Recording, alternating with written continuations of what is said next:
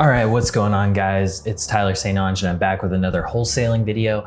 And this video today is going to be pretty much the step-by-step process of to being able to wholesale at all. I haven't really done a video like this to where I lay out literally your step-by-step process of wholesaling, because a lot of you guys are probably curious. And so enough with the random videos. Here it is, so everything can make sense. Step-by-step process on how to wholesale. All right, before we get into the video though, like always, go ahead and go subscribe, hit that notification bell, drop a like on this video, and binge watch the rest of my videos as well. It really helps me out. You guys have no idea. It takes 1 second out of your day to do it, and it makes my day even better. So let's get right into this video. Number one, you need to get PropStream. If you're gonna virtually wholesale like I do, PropStream is essential and you need to have it. Yes, I know it's $97 a month, but who cares? $97 is a drop in the bucket to make $5,000 to $10,000 off a wholesale deal, so you have to do it if you want to virtually wholesale. If you want to drive for dollars, it's a whole nother scenario for another video, but we're not talking about that today. We're talking about doing this completely virtually to where you don't have to leave your house. $97 a month, PropStream, go get it. Number two, on PropStream, you need to go make a list of people you want to look for. You need to look for tax delinquent people. You need to look for probate deceased people, people who have liens, high equity. Make a list of those people, put them into your PropStream account, have that contact list. I would say at least you need to make a list of 1,000 people. After you do that, number three, you are going to skip trace that list. Now you can skip trace that list straight from PropStream, super cheap. I do it every single time. After you get done skip tracing your list, import it over to whatever tool you use to organize your situation, whether it's Microsoft Excel, Google Sheets, or a CRM like LionDesk. Import it over there and get your list ready. Get it completely organized. That's the next step, is organize your list.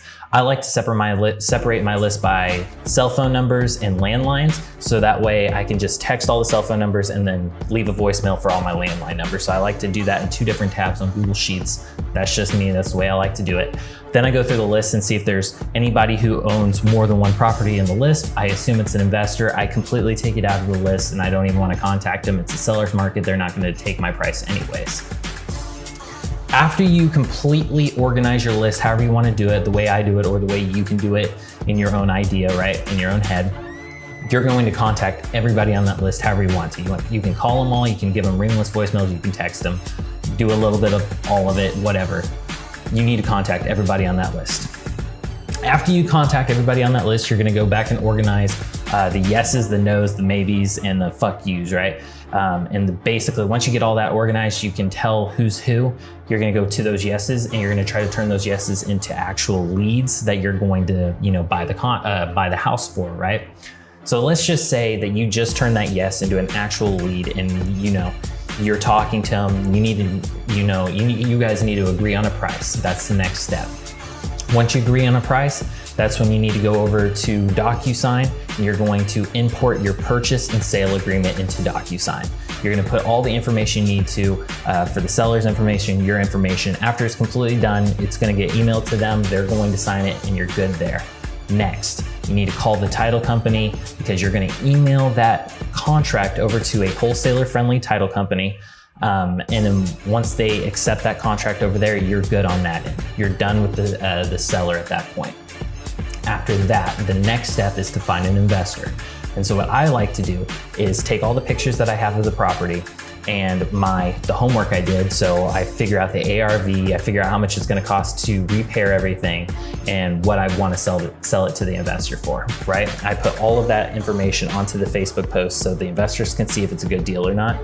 And that way, you can get some messages from there. So you're going to post that on every single investor group that you followed on Facebook. Next, I would go to every single one of those investor groups and search the city that you are selling this property in those groups. So let's say you bought the property in Tulsa, type in Tulsa in the search bar on all of those groups, and then you will find other wholesalers or other investors that looked for cash buyers under Tulsa. And so you're going to screenshot, you're going to screen record all of those emails, right? You're going to put them into a spreadsheet and then go down the list and try to get as many emails as you possibly can of cash buyers that are in Tulsa that other people have already talked about, because it might take a minute or a couple days for the admins to approve your posts in a group. And in the meantime, you can still be contacting cash buyers without them even knowing that you're going for them yet, by going and looking through previous posts of other investors in that same area. You're gonna compile that list, and then you're gonna send a mass email out to every single one of those people on your list and tell them the same thing you did in your Facebook post. So then you have emails going out, and you're also waiting for people on Facebook. Let's say you finally get an investor and they agree, you guys agree on the price after negotiating, going back and forth via email, phone, or Facebook, right? You are going to then send them, go to DocuSign again, upload your assignment contract, fill out the information, send it over to the investor. The investor is going to send it back to you, and that's when you go send it over to the title company, and then you are completely done. The next step is to wait for a closing day and then collect your check. That is literally the step-by-step process on how to wholesale. Obviously, there's a ton of questions I'm sure you guys have during that entire process. And if you do have questions on this process, please leave a comment below of what specifically you need to know, and I can make a video on that later. I hope you enjoyed the video. Before I go, make sure you have already subscribed, you like the video, and you can go ahead and follow me on my socials. All of the links will be below in the description. So go ahead and do that. And then, like always, I hope you guys have a good day, and see you in the next video.